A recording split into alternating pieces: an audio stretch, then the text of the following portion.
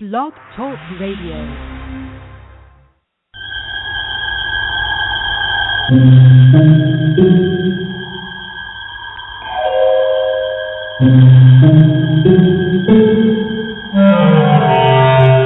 Archangels, ghosts, and Bigfoot.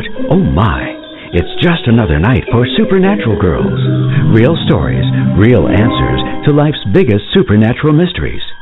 And now for another exciting interview with paranormal experts from this world and others. Psychic medium Helene Olsen and paranormal researcher Patricia Baker. Here are Supernatural Girls.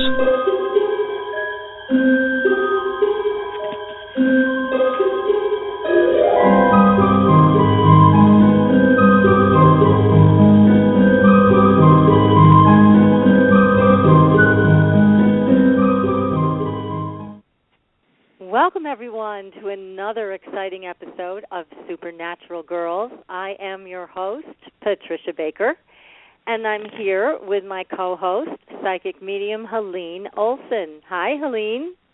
Hello, Patricia. How are you this evening? I'm great.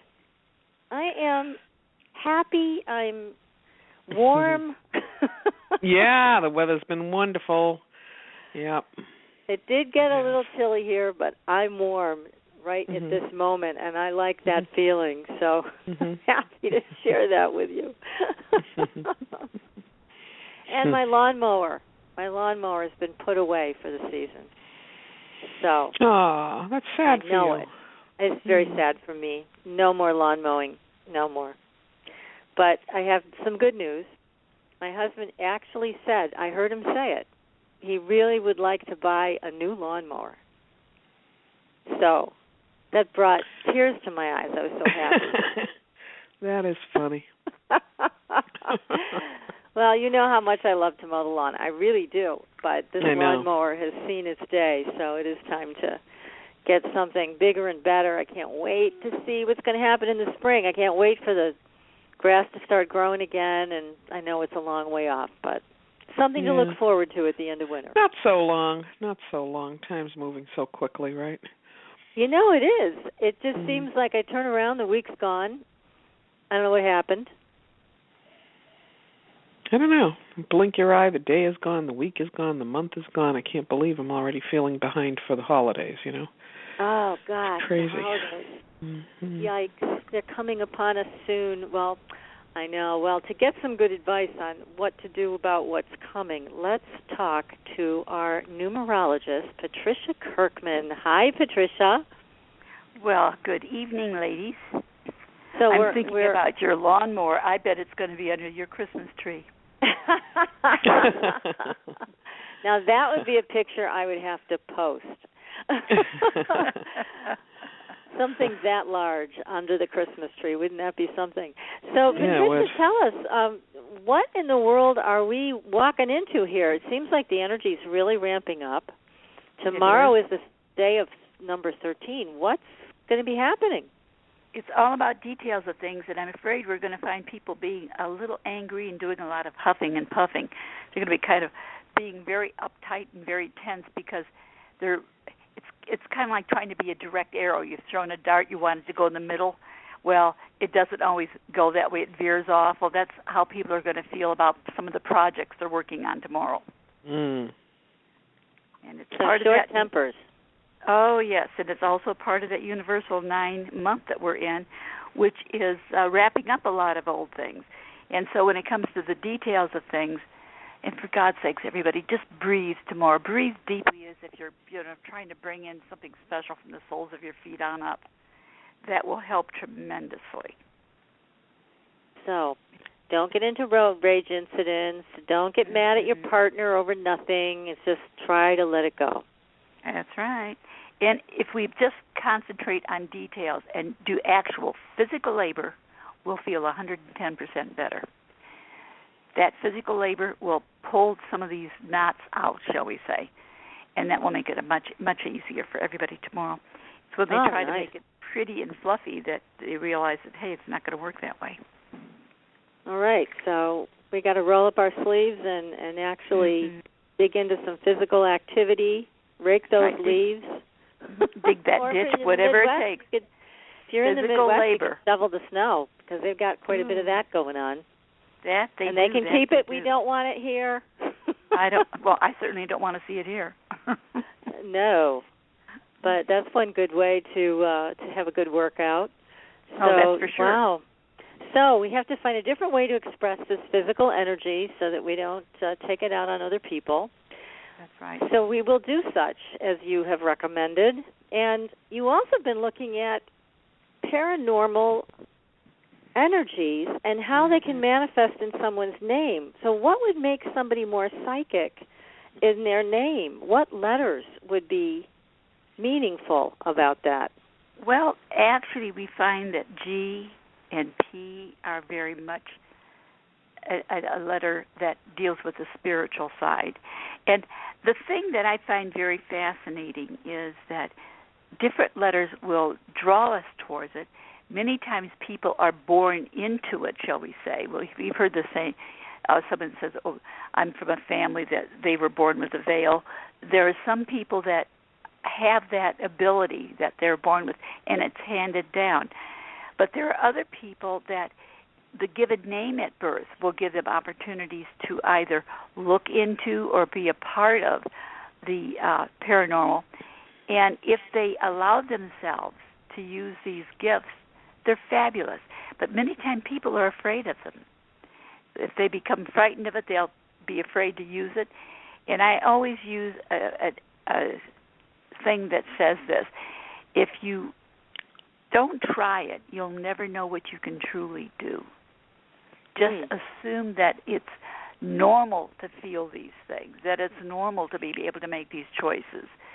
And you'll find that sometimes that all of a sudden they're happening. And it didn't take all that much additional. But the numbers of 7 is a very high spiritual number. 9 is a very spiritual number, is because it's helping others. 22 and 11 are very spiritual numbers. So when we're looking at a person's name, we take a look at what do their letters represent, what do the numbers come out in each name, and what numbers are missing. Many times the missing numbers are the ones we have to work at the hardest at, but we find that there's many times a change that comes about because of that. There's nothing more spectacular than somebody that has enough knowledge to feel that they have everything lined up. They know it all. Unfortunately, it's strictly by the book, but it is not an intuitive thing, although they're smart enough to convince you that they can.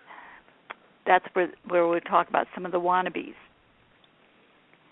So you're saying that they may not have a real gift, but they have the ability to make people think they do. Interesting. They're good salesmen. And I find that very interesting sometimes, because when you meet someone that seems to have a gift and you pay attention after a while, you realize they truly do have a gift, and they build on it and they work with it constantly.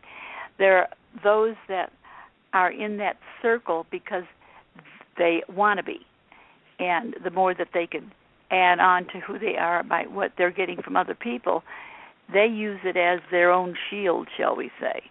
But they don't truly have the extreme gift that others do. It doesn't mean that they can't learn how to use things and how to be a part of it, but it's sleight of hand. That's a different story.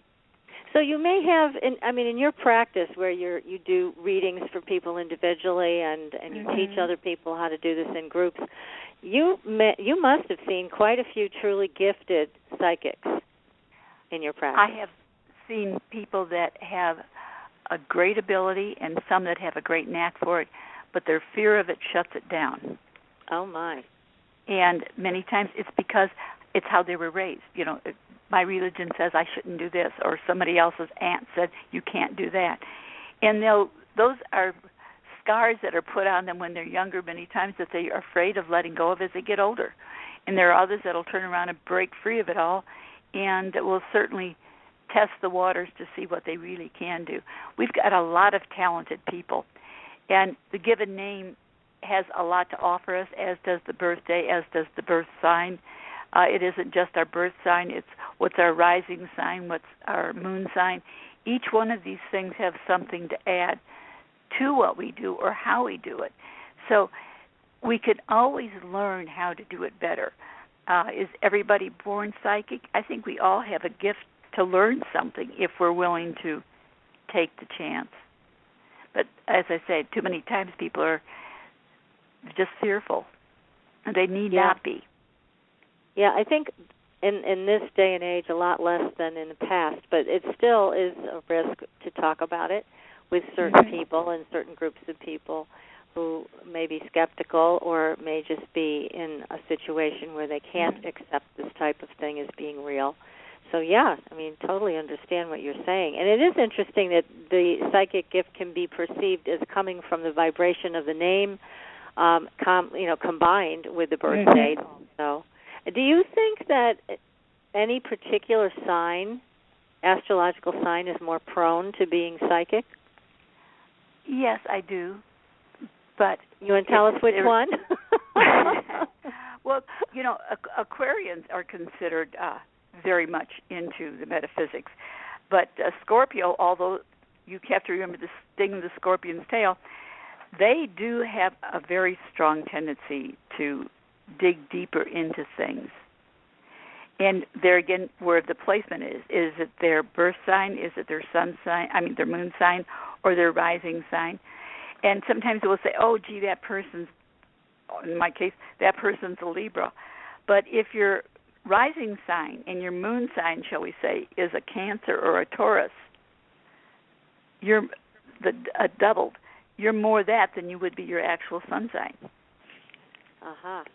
So the sun sign doesn't tell the whole story, as we Not know. always. Not always. That is interesting. I know Helene's got to be good for it on this part, too. What do you think, Helene? I've looked into it a few times. It's fascinating. It really is.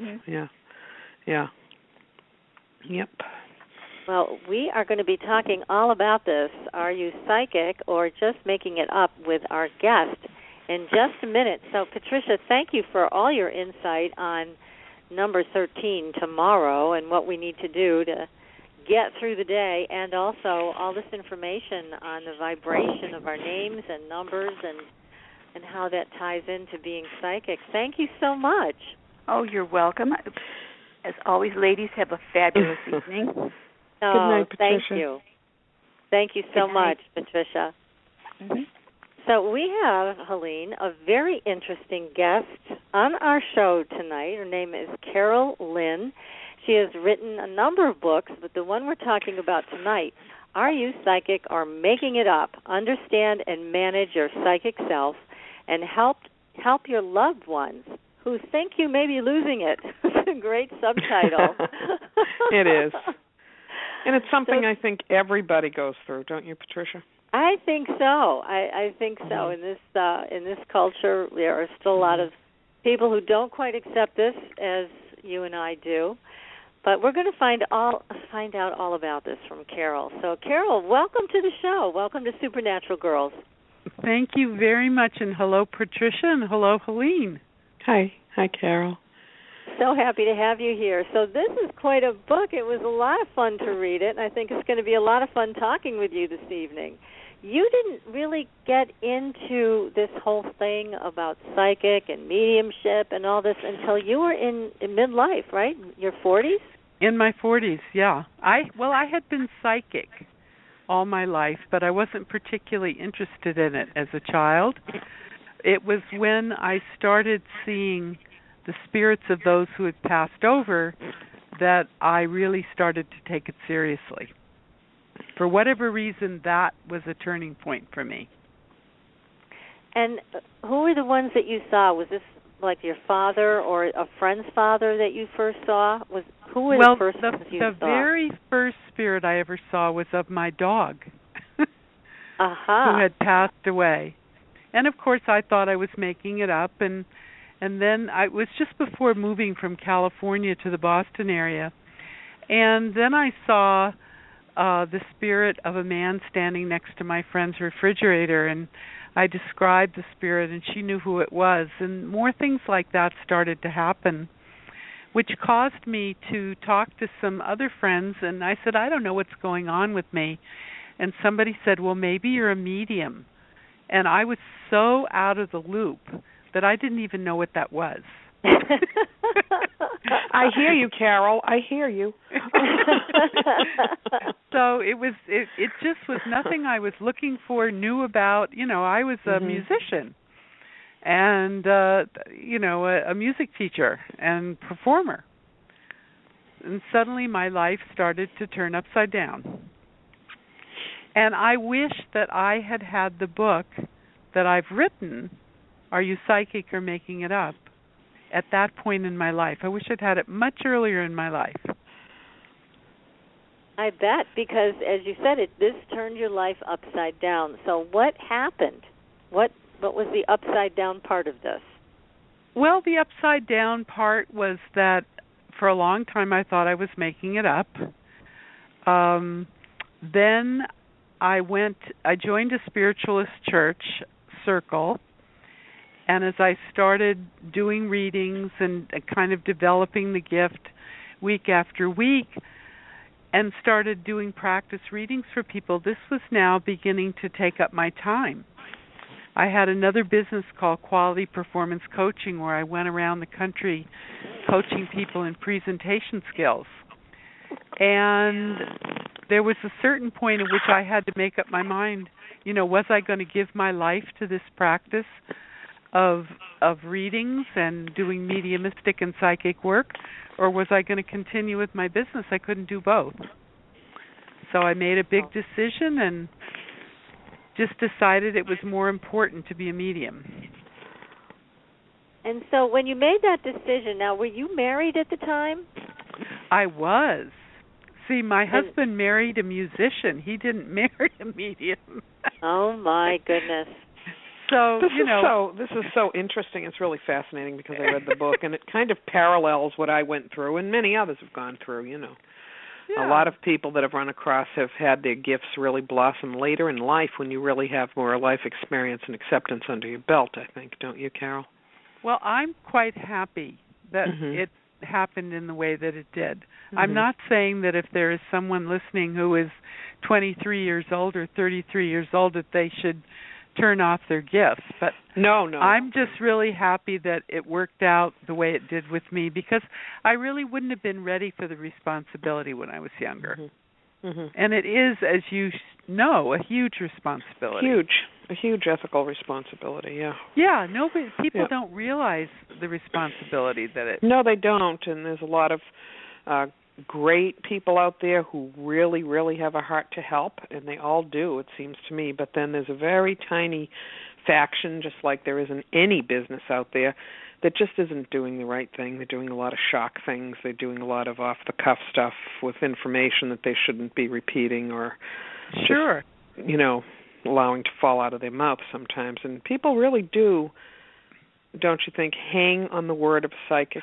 Oh, absolutely. They do. I mean, it's amazing. I say to my students sometimes, be careful what you say to people, because they will believe you that you are telling the absolute truth. And you may, but you may not. You may not be saying it in the best way, or you may not have tuned in just right.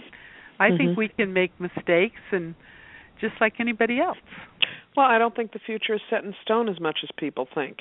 No. And that other things come in, people make different choices, and the future changes, too. That's right. I often say to people, you want me to tell you what's going to happen? I'll give you the prediction that comes to me, but if something changes 20 minutes from now, so does the prediction. Right. So I tend not to give predictions unless they just come to me without being asked. And then they're usually pretty accurate. Like if I'm in a reading and it just comes to me, I will give it. But I don't have clients asking me 20 questions of predictions. Right. But that's how I feel. And I know everybody doesn't work the way I work or feel the way I feel. And, there's a lot of us working and we don't all agree with each other, which is the same as in any business. That's for sure, yes. So when all of this happened, you were married, and like you said, your husband married a musician, not a medium. Surprise! So what happened? Yeah, it's like in my 40s I jumped out of a different cake.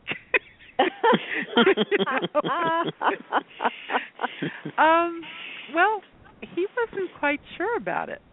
I mean, in as it was starting, he used to accuse me of making things up about people.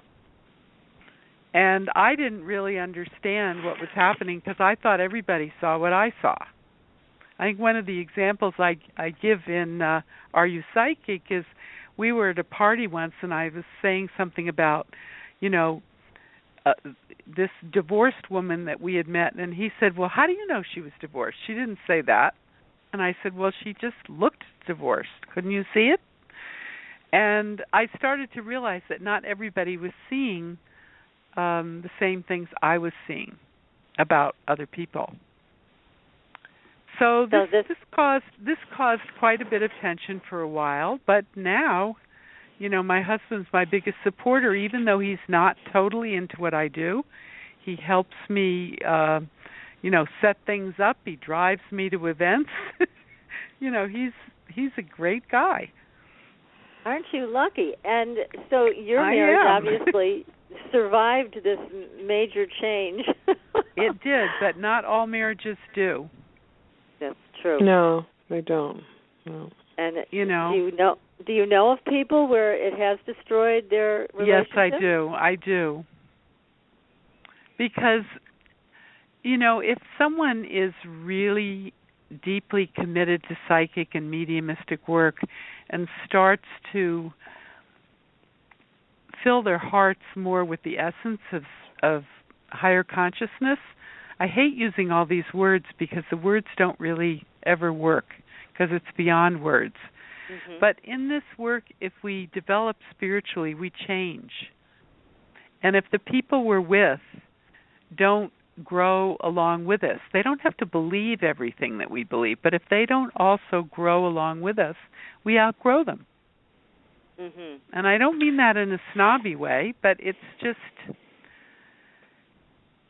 sometimes when people develop spiritually and their partners don't, there is a breakup.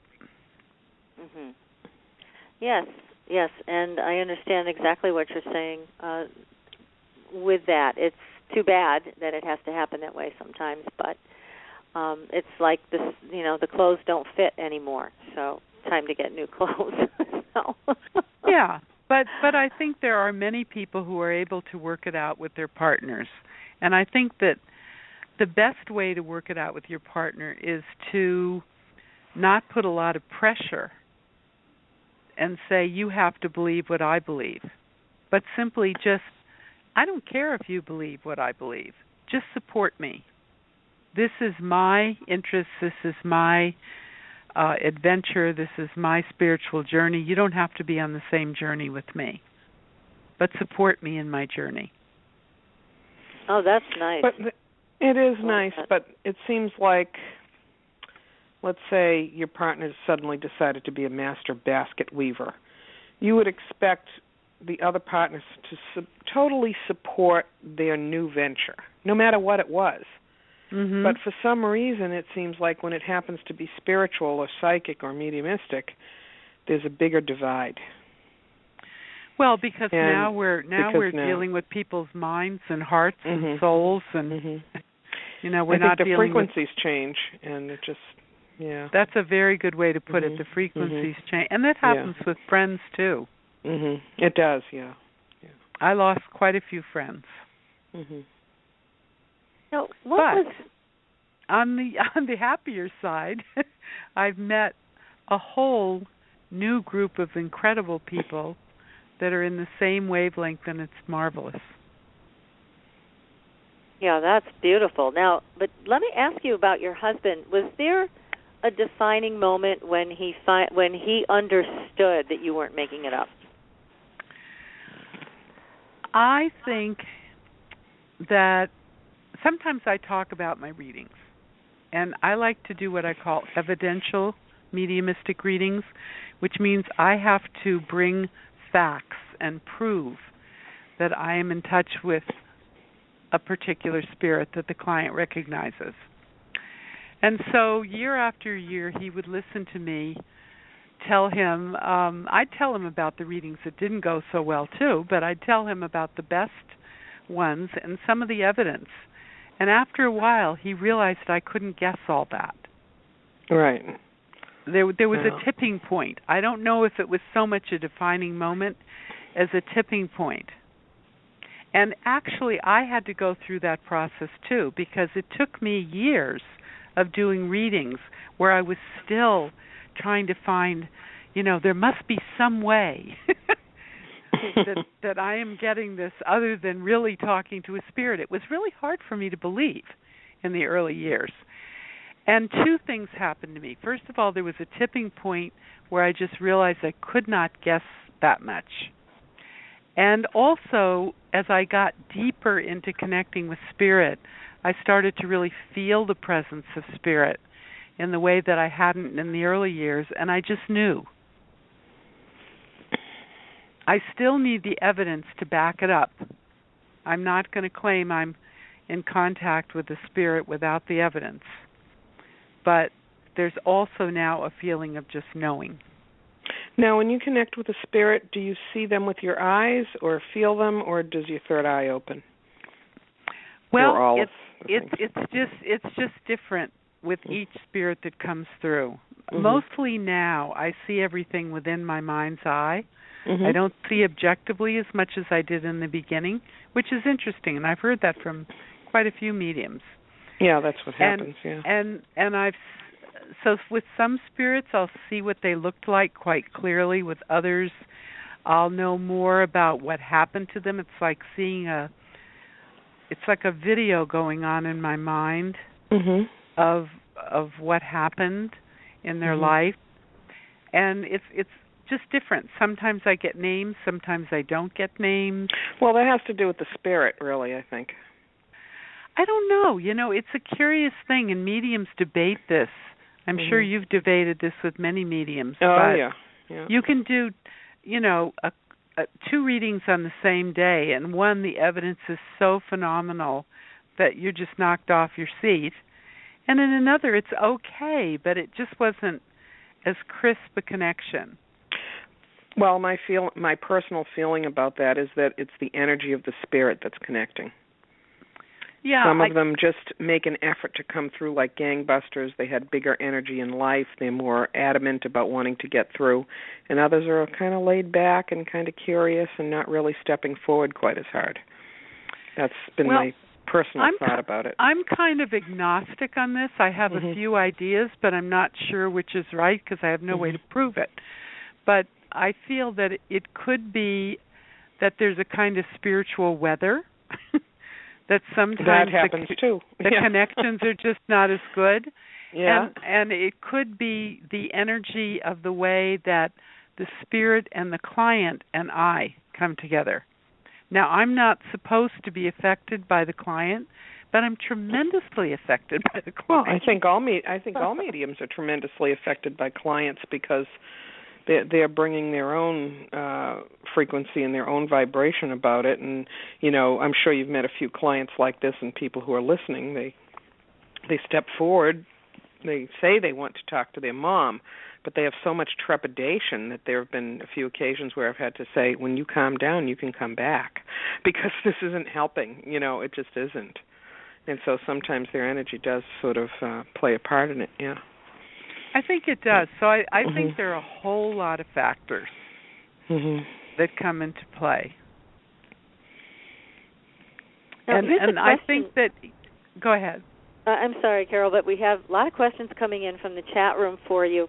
And here's one. Oops, screen just went blank. I love questions from the chat room. Oh, goody. All right. Well, we have quite a few here.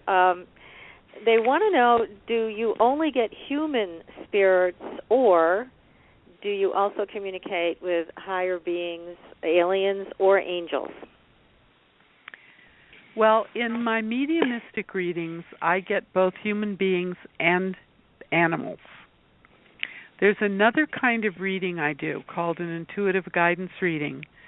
And in that, I am connecting with what I feel is a higher power. And with due respect to their relatives in spirit and my relatives in spirit, I think there are higher minds. But I prefer to do that in a different kind of reading. Because for me, I know this is not true for all mediums and psychics, but for me, I feel I'm going to a different place than the place I go to meet people's grandmothers and husbands and brothers. And now, when you do a reading like that, it's different. The intuitive guidance? Yes, so you call it intuitive guidance, and you give people a reading from that place? Yes. If people are really interested in knowing what that energy feels like to me, I have another book called Cosmic Connection, Messages for a Better World, and that is the book about all my experiences, and you get a real feeling for the energy that I perceive myself connecting with. Oh, and it feels like an energy as opposed to a personified being. Right. I understand Does that answer your question, or that answers? I believe it does answer the question from the chat room. Okay. And here's another one. This person would like to know if you have ever prevented an injury or death because of your gift. Well, one day, yes, I have. One day, a woman called me crying on the phone because her dog had gotten away. And she asked me if I could tune in on it, and I told her to call me back in 20 minutes. And I got off the phone, and I tuned in. She called back, and I said, I see you're in a pickup truck. And she said, yes, I am. So she was driving in a pickup truck. And I said, well, I feel you're driving the wrong way. And she said, no, we've got to drive towards the fields. And I said, no, you've got to drive the other way towards the woods, because I see the dog is somehow caught up between two trees. It looks like rope to me, but it could just be some kind of vines, of the shrubs. And they turned around, went the other direction, and that's exactly where they found the dog, and in that kind of situation. And they got the dog in time because wonderful. it was freezing. So that was very beautiful experience for me. That's terrific, and that's not an easy thing to do, is to find lost pets. So that is something then that you can help your clients with. Well, I don't do that on a regular basis. If somebody calls me up to make an appointment for that, I usually tell them to look for someone who specializes in that. This particular day, this woman caught me on the phone. I felt guided by spirit that I could help, so I did it. And I've done a few other things like that spontaneously when people have called me. But I don't feel. But I do feel there are people who specialize in this, and so I don't. I don't say that I do that. Okay. Well, there are. There's psychic detectives, and they're just people who specialize in locating missing people and animals, and I don't. No, understood. Yes. Now, somebody else was asking, have you ever helped to solve a murder? I'm not sure. There was I don't usually work with detectives, but there was a detective who sort of appealed to me when she called me, and I helped her for quite a while, but I don't know what the outcome was. But she kept calling me back because she felt I was able to describe the situation of the murders that happened and many things about it without knowing anything about it. But it's not something that that's not something that I'm specializing in. Have you had spirits tell you how they were murdered? Have I had spirits tell me how they were murdered? Not too many times. I've had more suicides than I've had murders. Oh, really? And what have you learned from them? What did they tell you? Well, it's kind of hard to boil it down. You know, it's an individual situation, but if I have to generalize, I would say that the greater majority of them wish they hadn't done it. Yeah. Or didn't really think it would work. Oh my. Surprise. Or didn't mean to do it. You know, they overdosed on something, but they were fooling around with drugs and too much alcohol, and they didn't realize, they didn't mean to commit suicide. Sort of a passive suicide, right? Yeah. Yeah, I mean, and people who don't take care of themselves over a long period of time, it's sort of like a gradual suicide, a lifestyle suicide. Well, that's an interesting way to put it. Yeah, very interesting. So, you know, you talk about in your book that it is important in how you take care of yourself, especially when you have this type of gift. You talk about eating correctly and resting, taking time for yourself, time alone. I mean, it's a wonderful book that you've written. It really gives people kind of a map and also keeps pointing back to you need to take care of you. And your needs may be a little different because you are more sensitive. Well, I've come to believe that's true. And I'm sure you feel more sensitive than a lot of people. Those of us who are constantly picking up on energies around us and doing work where we're venturing into other realms and connecting with people who have passed on, we can't help but be more sensitive. It's like we have these antennas and they're getting bigger and bigger all the time. Right. And more powerful. So I feel totally different than I felt when I was in my 30s. And what's important to you for you to maintain your health and your balance? What do you find is helpful?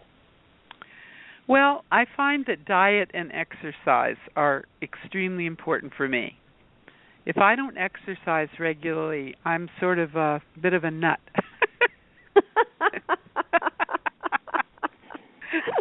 I need those endorphins, or else I'm extra sensitive, I'm upset about everything, I'm complaining. You know, I'm not that much fun to be around. But when I'm eating properly, and especially when I'm getting exercise done, I feel wonderful. I feel balanced, centered, all of that. And then I do a lot of breathing exercises too. And what about diet? When you talk about the right diet, everybody, I guess, has their own take on that. But for you, well, I don't know that I can prescribe a particular diet for anybody else because I think everybody has different needs. But for me, it's staying away from a lot of sweets, and I'm not a vegetarian, but I'd say about 75 to 80% of my diet is vegetarian, and drinking a lot of water. Drinking good, clean water seems to really help my energy. So those are great habits to have, all of them, in terms of how you take care of yourself. I mean, they're habits that I have, and then I don't have them when I'm not being as good as I should. Yeah. I mean, it's a work in progress all the time. It is, for all of us. And then you talked about the need to be alone. So how do you handle that? How do I handle it? I shut the door. That's a good way to do it. I try to, as much as possible, I have learned that I have to have about a third of the day where I'm not with other people. I could be working, I could be on my computer, but I've just got to have the time when I'm not actively engaged with people. And when I go from morning to night, day after day after day after day, that has not been good for me. Now, there are other people who thrive on that, so I really don't like to say that what I do is necessarily good for everybody. I just say it's good for me. Well, that's right. I mean, it's important to know yourself well enough to know what works, and so you've actually got it down to a formula. 1/3 of the day you need to be away from people. So I think that's excellent. I mean, that's very clear. I can't always do that. It doesn't always work out, but that's what I'm trying for. When I find myself getting out of sorts and all discombobulated, I like to sit down with a notebook and pen and just say, okay, now, what do I want my life to look like? And then I try to work towards that as well as I can, within reason. No, that's excellent. I mean, I live in a very remote area, and I love it. There's no traffic. There's no neighbors. It's just a lot of solitude, and I like that. I think if I were in an environment where I had to hear, the noise of traffic and people coming in and out all day or whatever, it would really bother me. So, yeah, it's important, I think, to know the self. But like you mentioned, there are some people who thrive on that, who want the interaction, with people all the time, and they do better with that. Absolutely. That's why I think that, spiritual development is so wonderful because we come to see ourselves as we really are. I like to talk sometimes about how we can't get away with anything anymore. You see yourself, if you're the least bit manipulative or gossipy or whatever, you're going to be really hit on the head with it. You're going to see what you're doing. And you just can't get away with anything anymore. And you also start to see what you need. And that isn't always so fun, seeing who you really are, but if you're willing to do that, that's one of the great benefits of developing your psychic nature, is seeing who you really are and improving yourself. Yeah, that's what it's all about. So, that's terrific that you've found a method also to, and like you said, in the book, you're not telling other people this is the way it needs to be for you. You're just saying this is what I've learned. And you also said that you wish you had a book like this when all of this started, so that you would have known. Well, I wish I did because, I had so many different kinds of paranormal experiences, and I had no idea what was happening to me. And if I had had this book, I would have said, oh, that's what's happening to me. It would have saved me a lot of time and terror. Oh, yeah. Absolutely. Was there anything that when all this started that really did scare you? Yes, there was. This was actually when I was in my 20s, so this was way, way before. But I knew I was psychic by then because I had been tested and read people's minds at times. But as I said, we called it ESP then, and I didn't think it was that interesting. And but I was working as a performer, living in a place called the Rehearsal Club in New York City. Actually, a movie was done about it called Stage Door, which only people old enough will remember. And so this roommate and I decided we were going to go have an out-of-body experience. So we sat at separate sides of the room, and I tried to project. We sat on separate sides of the room, and then we put a chair on a third side of the room, and we were both going to project our spirits onto that chair and meet there. And I felt that we did. And I was scared to death I wouldn't be able to get back into my body. And it scared me so much that, I put away any playing around like that for another 20 years. Wow. Now, if I had known about out-of-body experiences and maybe had a teacher who told me how to do it properly, I might not have gone through all that. So this really stopped any progress that you could have made, this one event with your friend. I think it had a huge effect on me. That plus the fact that I was so wrapped up in being a performer, it was hard for anything else to really get my attention for quite some time. I see. So, oh my goodness.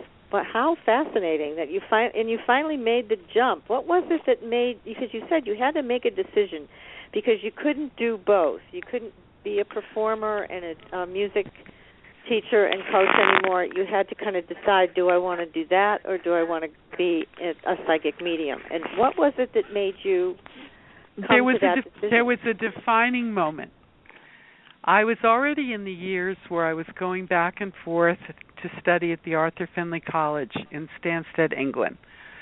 And I had marvelous teachers there, and I was already doing that. Meanwhile, I was working for quite a few companies in New York City doing my coaching. Well, there was one woman who hired me to coach her who was a very, very prominent businesswoman. And I was sitting in her office, and she had been on the cover of a major magazine just that week, and she was telling me about all the people she could introduce me to because she thought I was a really great coach. And as I sat there listening to her, I thought, no, that's not where I'm going. It was like I had a very ethereal moment, and I thought, no, that's not where I'm going. I'm going to be a medium. Because I knew that if I followed up with this woman and met the people she was willing to introduce me to, I might be growing my business incredibly. And I didn't follow up on it. I thanked her, but I didn't follow up on any of the introductions. Oh my goodness! So wow. And I just knew what my destiny was. It was very, very spiritual for me. Well, that's wonderful. It's such an enlightening moment, and you finally got a clear I'll never forget it. I'll never forget it. But it was clear.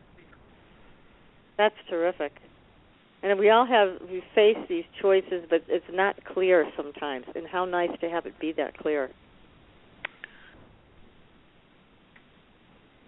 That was very clear. You are going to be a medium, and that's that. That's that. That's terrific. And it was scary. Yeah, I hear you. Well, we are going to take a short break, and then we're going to come right back. And if you have a question for Carole, then please call 646-478-0828. Again, that number is 646-478-0828. So stay tuned, everybody. We're having a delightful time with Carole Lynne this evening. Just stay tuned. We're going to be coming right back.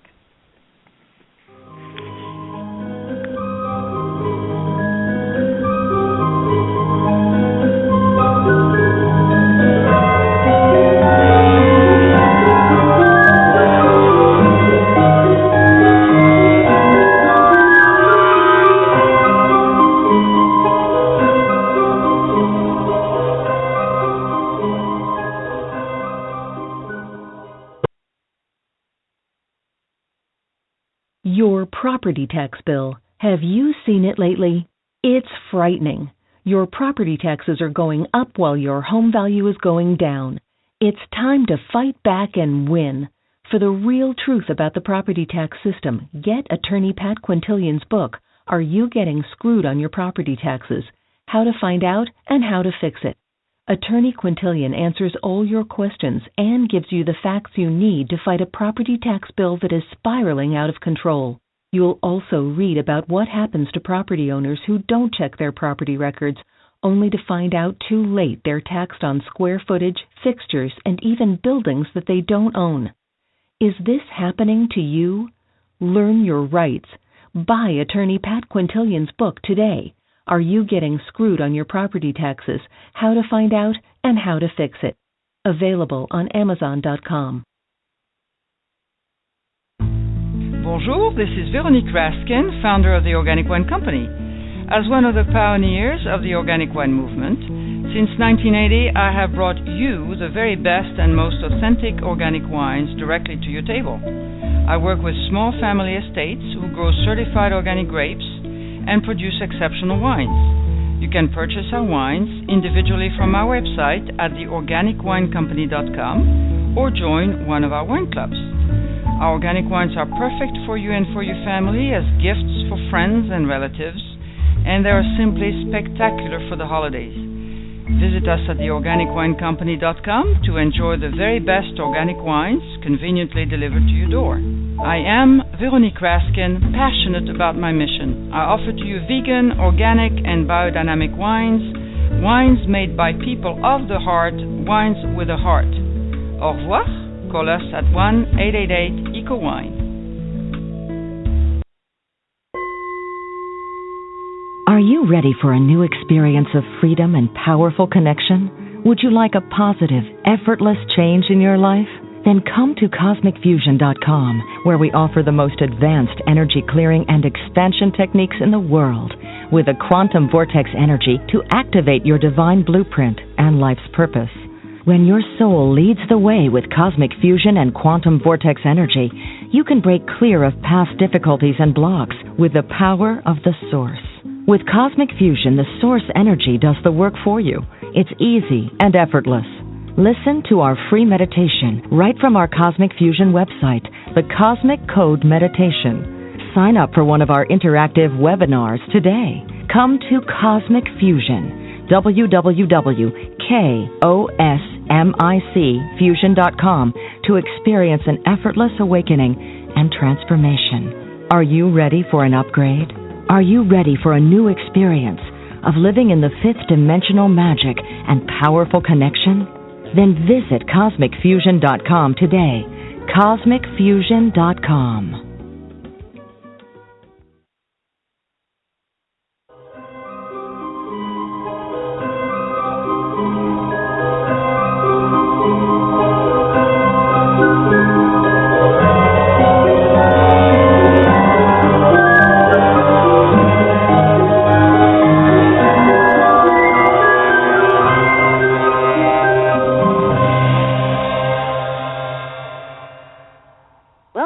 Everyone, we are having a delightful time tonight with our guest, Carole Lynne. She is the author of a new book, Are You Psychic or Making It Up? Understand and manage your psychic self and help your loved ones who think you may be losing it. So, my goodness, you were scared. That's where we left off. Yes, I was. But you overcame that. I did. I was afraid because I thought, I don't want to be doing these readings unless I have good enough evidence to prove that I'm in touch with the spirits. And I want to learn how to work with people in a very responsible way. So I studied for about 7 years. I don't think studying can make you a psychic or a medium, but I was very fortunate to have some really good teachers take me under their wings, and it just made all the difference in the world. And when you talk about you were studying, what did you study for 7 years? Well, I sat in spiritual circles that would be directed by mediums who had a lot more experience than I did, and we would give readings to other people in the circle. We would also, sometimes guests would come in, so we wouldn't be reading for the same people all the time.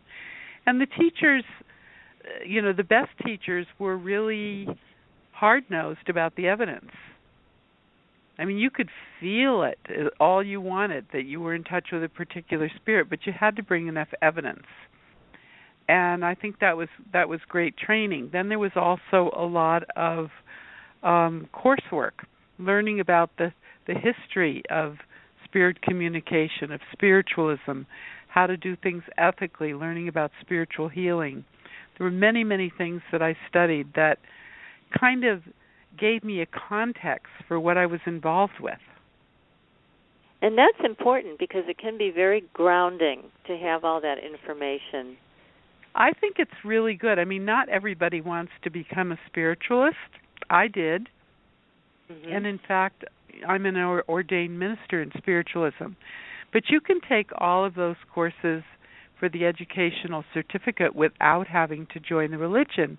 If you either don't want to be a member of religion, or if you have a religion you're already part of that means a lot to you. But I think the training... You don't have to give up your religion, is what you're saying then, if you wanted to do this work. Mm-hmm. No, and there are also some very good teachers in spiritual centers and New Age bookstores. You know, they're not all in spiritualism, although I find that most of the best teachers that I've met, and I'm not saying I've met everybody, have some background in spiritualism. Now, you studied not just here in the United States, but also in Europe? I did. I was very fortunate to be able to go back and forth to the Arthur Findlay College for about 7 years. The way it happened was my children had grown up and my grandchildren were not so numerous yet. And my husband was in a job that allowed me to get those plane tickets, and off I went. How exciting. It was just an opportune time, and I learned amazing. a great deal. Mm-hmm. It was important for me, but not everybody has studied in the way that I have, and I'm not saying that everybody has to. That was just how I preferred to do it. And the Spiritualist Church, can you tell us a little more about that? And, I mean, how does, if somebody wanted, let's say a listener was interested and wanted to join a group like that, how would they find it?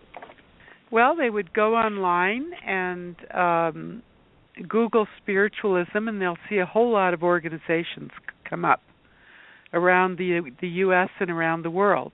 They can also find a great resource section in my book, Are You Psychic or Making It Up? I've got all the organizations' names, phone numbers, addresses, everything in there.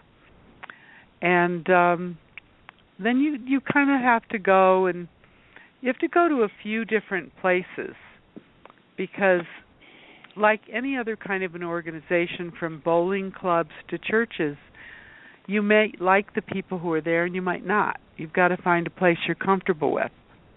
Unfortunately, there are many parts of the country where there are absolutely no spiritualist churches. Right. And that's why I do online seminars, because I'm working with some people who come visit me occasionally, and then in between I work with them online because they have absolutely nothing where they are. It seems like the East Coast has a tremendous amount of spiritual centers, spiritualist churches, New Age bookstores, as does the West Coast. But there's a lot of places in between that don't seem to have enough resources for people. And so you are able to meet with them online, which is terrific. So do you offer this through webinars, or how do you do this?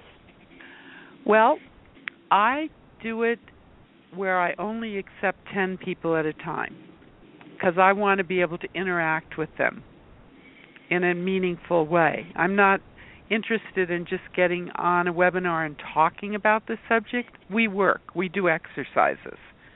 We do psychic exercises. We do mediumistic exercises. And I work with them in the same way that I would if they were in my office. And are these... And it's worked out amazingly well. Some of these people have met me because they've come to in-person seminars I've done.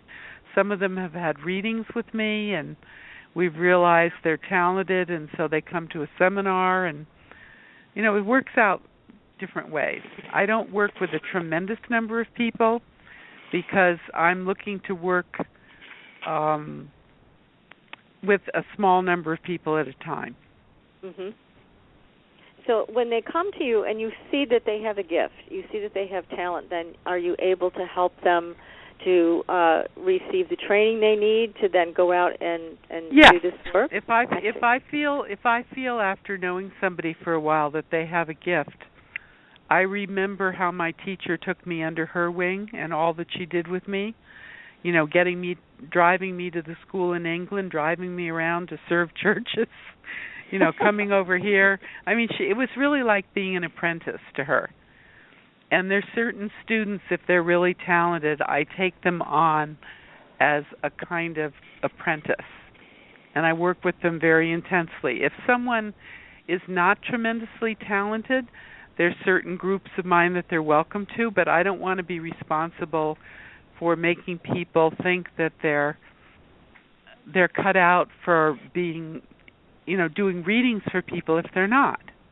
Mm-hmm. I think most people can learn from spiritual development to help their own lives and to, become intuitive enough and psychic enough to greatly improve their own lives and to be more smart in terms of what people they get involved with, because they're just going to pick up on things about people. So I think this development is good for every single person, but I think a smaller percentage have the kind of gift where they should be doing readings for people. Mm-hmm. Now, in your book, you also make a kind of a differentiation between being an empath and being psychic. Can you talk to us about that? Well, I think most people who are psychic are empathic. Empathic people pick up very strongly on the physical feelings other people have, their emotional feelings. It's not just that they're getting information, but for instance, I had a terrible time being an empath in the beginning. I mean, I remember one week when a friend of mine had knee surgery, and my knees were screaming in pain all night. I wasn't having any surgery. Oh my! And my teacher had to really work with me on, pushing those feelings away from me. Or when I first started communicating with spirits, if a spirit came through that had had a heart attack, I had a pain in my chest. Oh my! And my teacher told me to tell the spirit, "Look, I got the point. You don't have to give me the actual pain. You can just give me a little sort of idea of it." So I don't have that problem anymore, but I did for quite a number of years. And even now, if somebody is telling a certain kind of story, about something medical, I'll get jelly legs really quickly. Oh, really? My. Yeah, I would never be a good nurse or doctor. Oh my, that's funny. Well, yeah, I mean, but this again, I want to encourage people to get this book because you do have such a wealth of information in it. Again, the name of the book is Are You Psychic or Making It Up? Understand and manage your psychic self and help your loved ones who think you may be losing it.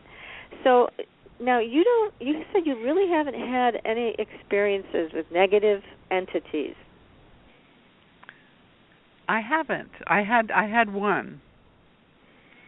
What one happened? time, well, I was on the phone doing a phone reading, and a male spirit came through, and my client was female, and the spirit felt very, very, very negative to me.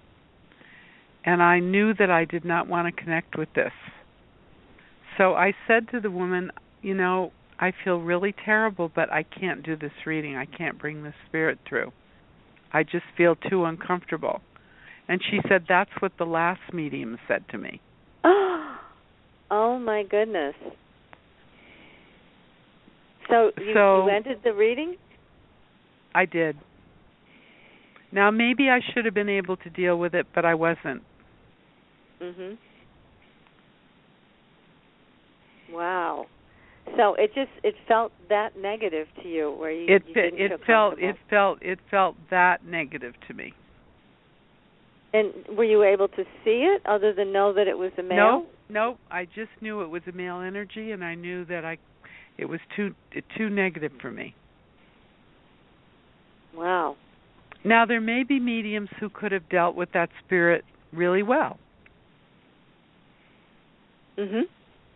I mean, I have a friend who's a really gutsy, she's a medium, and she's a lot of tougher kind of woman than I am.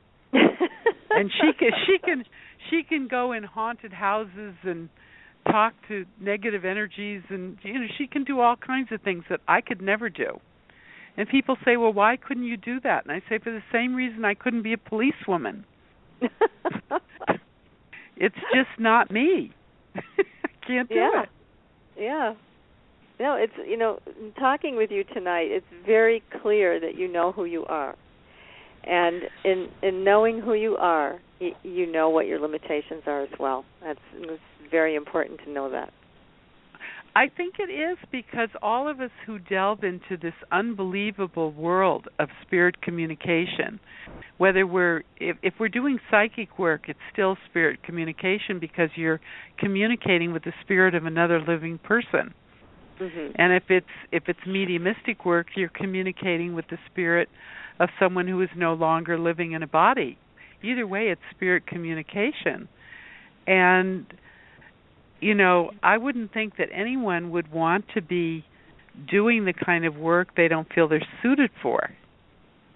And we're all different, so I think we all can shine in different ways. Absolutely.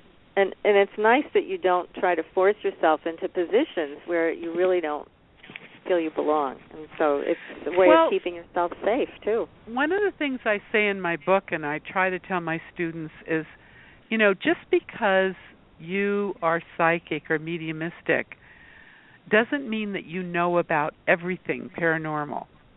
Like, one of the things I've found since I've been an author is that people expect me to have an opinion on every single paranormal subject. Mm-hmm. From aliens to, negative spirits, haunted houses, you name it. Well, I could sound smarter by giving an opinion on everything, but what right do I have to give an opinion on something when I haven't really studied it? Mm-hmm. Because I don't know. Yeah. Exactly. So, just because I don't know about it doesn't mean there's something wrong with it, and it doesn't mean that it's, the greatest thing in the world. I can't form an opinion. I don't want to give an opinion if I don't have a lot of experience with something. Mm-hmm. By now, I've had a lot of experience with spirit communication, and I feel ready to give opinions about it.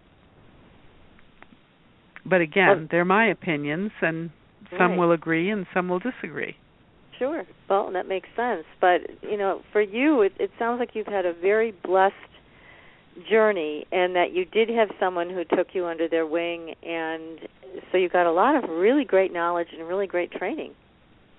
I did. That's I did. terrific. My teacher is a woman named Brenda Lawrence, who lives in England, and she's just a fabulous medium and a real wonderful, wonderful teacher. That's terrific. You're so blessed in knowing I am. her. Yeah. I'm very blessed. Yeah. Now, have you had any experience as a psychic medium with apports? Apports. When things physically materialize, like out of nothing. I don't think so. And the reason I'm asking is because I know in the UK they seem to have a lot more physical mediums than they do here. They do. Yeah. Why is that? Why do they have more physical mediums over there? Well, I think there was a period of time where spirit was manifesting through physical mediums through a substance called ectoplasm. Right. And it sounds kind of gross, but this stuff would come out of the orifices of the medium's body and create a likeness of the spirit. I never saw it, but there are still people alive that I know personally who did see it, whom I believe. Mm. But it doesn't seem to happen that much now. It's not a good thing for the medium. It's dangerous. Quite a few mediums died from it. Ultimately, their health went.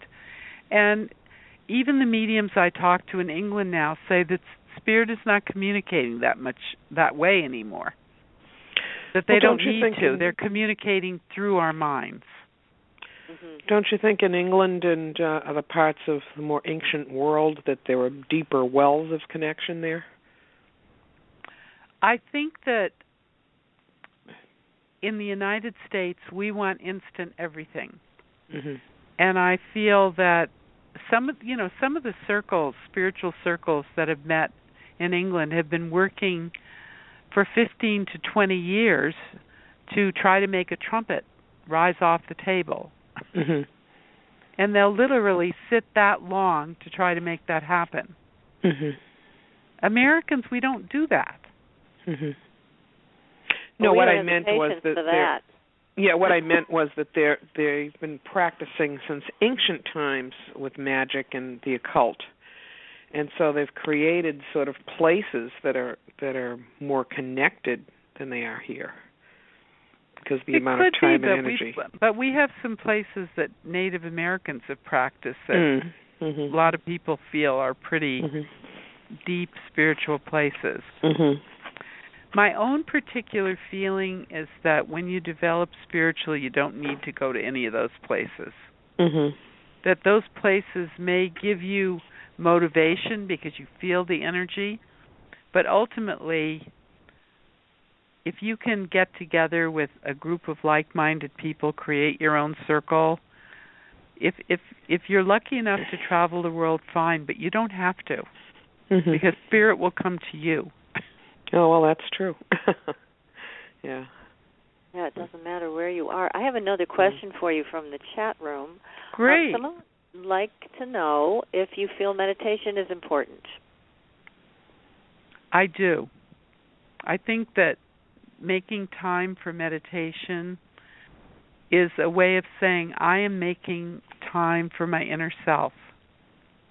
And if that meditation is spiritual for you, then it's a way of saying, I am making time for my inner self to connect with a power greater than myself. And I think that's really important, whether you call it meditation or prayer or channeling. You know, there are many different ways to connect with spirit. But meditation is the best way to start. And for people who are beginning to meditate, do you have any suggestions on time or, you know, how they should be doing this? Should they be lying down, sitting up? I know everybody's got their own advice for this, but this person would like to know what you recommend. Well, I recommend sitting up because if you lay down, you may go to sleep. So I think sitting up is better if you can, or if you need some back support, pillows propped behind you. I think it's better to meditate the same time every day, if that's possible, and to, even if it's 10 or 15 minutes, it can be very helpful. Silence is really wonderful, but some people have such busy minds that they're better off starting playing some soft music. And then at a certain point, you may be able to turn that music down and just be in the silence. Yeah, I know we've talked about this before on the show. It's not easy to quiet the mind. And when you're in this culture as somebody here in the United States, it is really tough to do. But then what some were recommending is do a walking meditation, do a walk on a labyrinth, or something like that. It's a moving meditation. I think walking meditations are great. I meditate in all different ways. Sometimes I'm sitting, sometimes I'm walking, sometimes I'm listening to music, sometimes it's silent. But the important thing is to say to myself, I am now taking some time to be with a greater, higher consciousness. Yeah, and even just as I think about that now, I feel a different energy. Now, here's another question for you from the chat room. What was your most challenging reading? My most challenging reading. Well, there's two kinds of challenging readings. A challenging reading for me was with a mother who had lost a child. And it was challenging because it was so sad and it was so emotional. But it was a wonderful experience, a good experience for both of us. Another kind of challenging reading is when you get a client who is obnoxious. and you wonder, why did they make this appointment? Because what they're really trying to do is prove you're wrong. And that can be very challenging. And I used to fight my way through those readings in the beginning, but I don't anymore. No. If someone is like that, even my teacher said to me, she says, if you're having a hard time and you're 5-10 minutes into the reading, stop it. You don't need to put yourself through that. So that doesn't happen. So I just end it. I don't put myself through it because it's really clear. Now, when I say that, though, there are times where I've lasted longer and the person has turned around. There are times I've said to the person, I just don't think this is working. I think we should end it. And they've said, what do you mean? I don't want to end this. I say, well, you seem like you're really unhappy and you're not really listening. You're challenging every point I'm making, and I feel like we're arguing. No, we're not. It's fine. So sometimes I've been able to say, well, let's just start again. Let's calm down and just try to be a little bit slower in your responses. And sometimes the readings turned around, and I'm glad I hung in there. So I don't know. This is really a tough question to answer as to but you gave a wonderful answer. I mean, this is fascinating. Fascinating to hear, how you have dealt with both the grief of a mother losing a child and the skeptics that call for a reading. But do they really want a reading, or do they want to just give you a hard time? That's the question. So, I think they really want a reading, but it is so far out of their comfort zone that they just have to misbehave. I don't know. I do the best I can. It's a hard call sometimes. Yeah. I'm sure Helene can relate to that. Oh, yeah.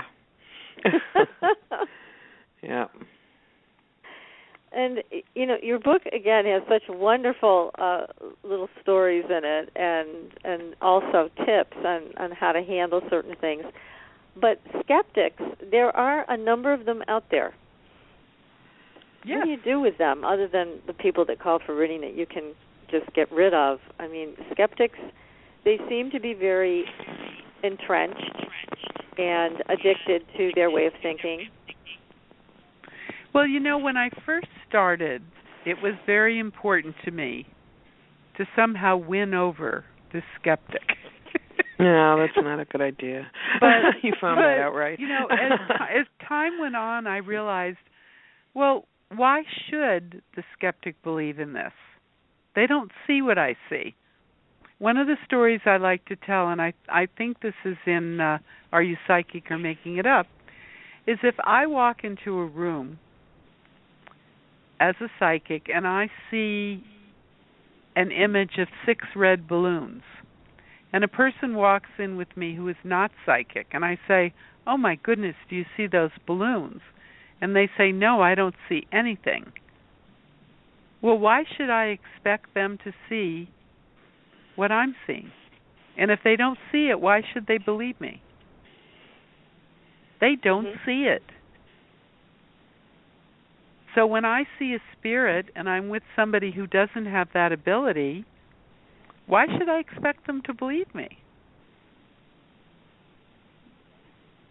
So it just doesn't bother me anymore. Yeah, which is great. But skeptics, again, they're so entrenched in their own belief system because you bring up a valid point, Carole. You say, why should they believe me? They don't see what I'm seeing.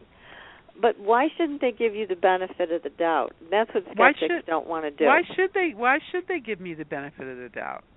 I think out of respect for you as a person. If they told me that a giant, spaceship was going to fall on the planet Earth tomorrow, I might not believe them. Should I give them the benefit of the doubt just because they believe it?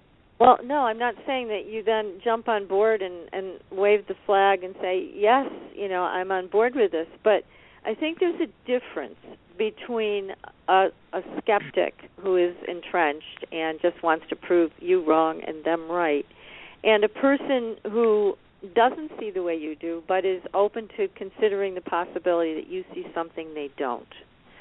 So that's what I'm talking about. I think with a skeptic, a lot of times it turns into something worse than an argument, because it's really, when I see and hear some of these skeptics, it's kind of disrespectful.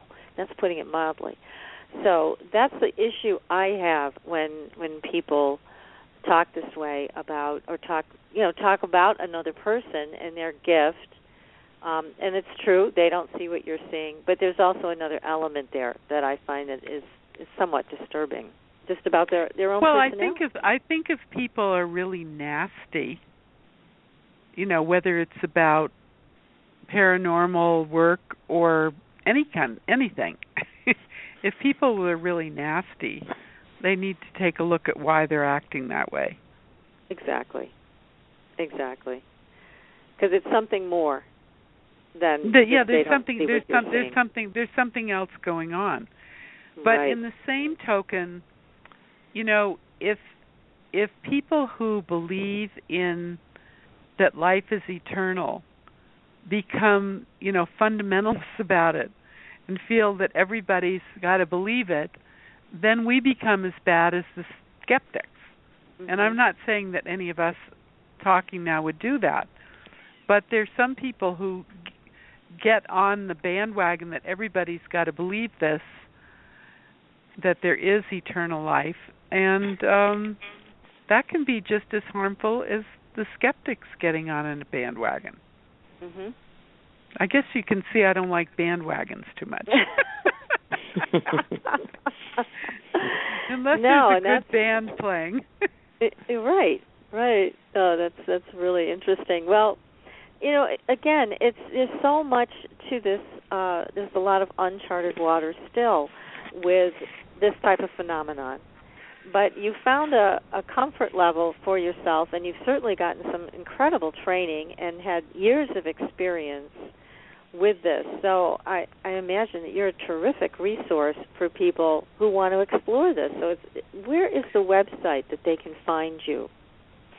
Well, they can find me at CaroleLynne.com, CaroleLynne.com. And if they would like to buy a copy of Are You Psychic or Making It Up, I suggest they go to Amazon or their local bookstore. Great. So it's available online and probably at their local bookstore, whether it's Barnes & Noble, still in business. It may not be on the shelf, but if they call ahead, they can order it. And it's available as a paperback. It's available for your Kindle, your iPad. There are all different kinds of ways you can read it. But if you're interested in this subject, this book will give you a lot of things to think about, will explain a lot of things to you, and also give you tremendous resources to follow up on. Yeah, and it's an easy read. It's not a big, heavy, fat book. It's an easy read, and most people who have read it have told me they thoroughly enjoyed it. So I feel like this book is helping people, and that makes me happy. Well, I can see where it does help people. It is an easy read, absolutely. And when I read the book, I felt like I was listening to you. It's very conversational. Yeah, it's just a great book. So I highly recommend it, and especially for somebody who's just starting out and needs answers. I mean, you give some dialogue you can have with skeptics, how to talk to your loved ones about this. What to say to your husband. Yeah, right. Start there. I've gotten some great feedback on the dialogues because not that I'm telling people to use my exact words, but it sort of gives a person a starting point of what you might say to your significant other or your parents or your sister or whoever. It's great. And I also really like in the book that you talk about you have certain extra special needs because you are psychic, and it's important to pay attention to that. So your sensitivities are going to be greater, and you need to listen internally to see how to meet those needs. So whether it and is I have to tell you that my teacher Brenda told me when I was first starting, she said, now, Carole Lynne, you're going to be much more sensitive. 5 years from now, you won't even believe how much you've changed. And I didn't believe her. I thought, yeah.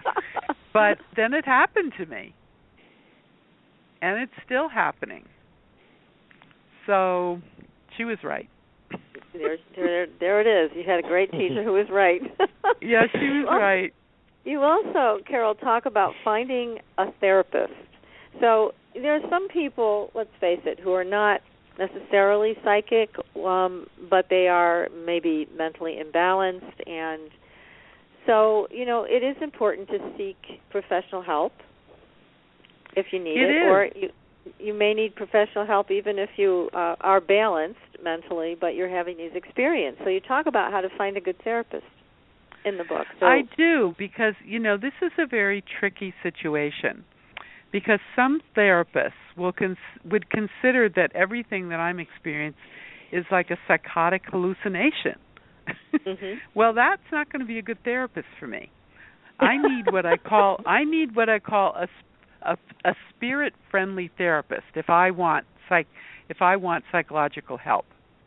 And I think that many people who are extra sensitive can really benefit from therapy. I see therapy as a growth process. I don't think you have to be totally unbalanced to benefit from therapy. And so if you're going to go to a therapist, you need to find one who doesn't necessarily believe in all this, but is open to it. If they're totally skeptical, you may not feel comfortable talking to them about your experiences, because you may need to be able to separate what was truly a psychic experience or mediumistic experience and what might be an experience that you're having because of fear or anxiety. And it is important to be able to differentiate and to learn skills to navigate whether it's emotional waters that are somewhat unclear or psychic waters. So that's right. Yeah. That's right. But finding a therapist can be tricky. Mm-hmm. But it can be done. There's more and more therapists who are out there now about their spiritual endeavors. And it is a growth process. So, so people shouldn't hesitate to find that right therapist to work with if they need that support. And I do think it is important to do for just about everybody to find emotional intelligence and ways of navigating emotional experiences, because it's something we're never taught, but yet that energy is so intense. It's like rocket fuel. So managing and if you happen to be a gifted psychic or medium, boy, you really have to get your own emotional house in order, because you're going to be dealing with all these spirits and the emotions of clients, and you more than anybody really need to work on yourself emotionally. In the same way that most therapists go for therapy themselves, they have supervision.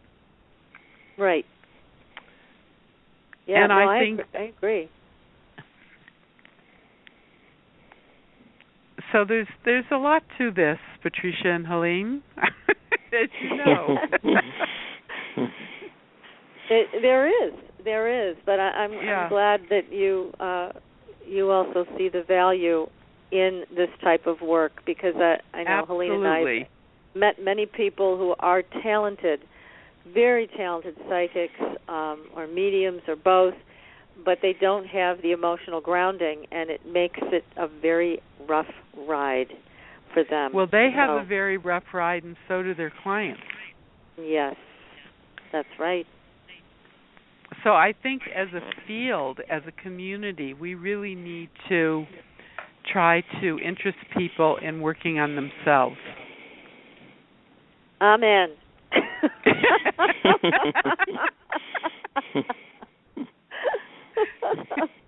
It's an ongoing process.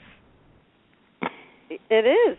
It absolutely is. And Carole, your book is wonderful. You're delightful. It's just it's been a lovely evening speaking with you and hearing about your adventures and your wonderful teacher. And again, the name of your book, Are You Psychic or Making It Up? Understand and manage your psychic self and help your loved ones who think you may be losing it. And your website is CaroleLynne.com, and that's spelled CaroleLynne.com. Great book, and I know for anybody who is looking for this type of inspiration and teaching, this inner learning, they should definitely make contact with you. This has been just a wonderful time speaking with you tonight. Well, I thank you. This is a wonderful show, wonderful energy, and you're providing, both of you are providing quite a service here to people. Well, thank you. Thank you, Carole. Yeah, it's what we say in our tagline. It's where paranormal is normal. I love that. I love it. Well, thanks again, Carole Lynne, and we so appreciate you spending your time with us tonight. It's really been wonderful, yeah. Thank you very much. So, everybody, next week we're going to have another great show, and be sure to sign up on our newsletter list. We have Supernatural Girlz with a Z.com. You can go to that website and sign up there. You can go to Helene's website, angelslighthouse.com, and sign up for Helene's newsletter. We've got workshops coming up. We have all kinds of things you don't want to miss. We have a new store in Supernatural Girlz where you can buy supernatural mugs and T-shirts and all kinds of really cool things. Great for the holidays coming up, birthdays, etc. And it's, I can't believe that this whole hour and a half, it's gone so fast, Helene. It certainly has, and it was so much fun talking to Carole. She's so grounded and the voice of reason, and I love it. Oh, yeah. She's just terrific. Yeah. And I know anybody who's looking for help will find it with Carole Lynne, no question about it. And buy the book, you guys. Are You Psychic or Making It Up? So, here we are at the end of another great show, Helene. I hate to close the show. It's been so much fun. Well, good night, Patricia. Well, good night, Helene. Good night, everybody out there. Have a wonderful week. Thanks for listening. Tune in next week for another radio adventure with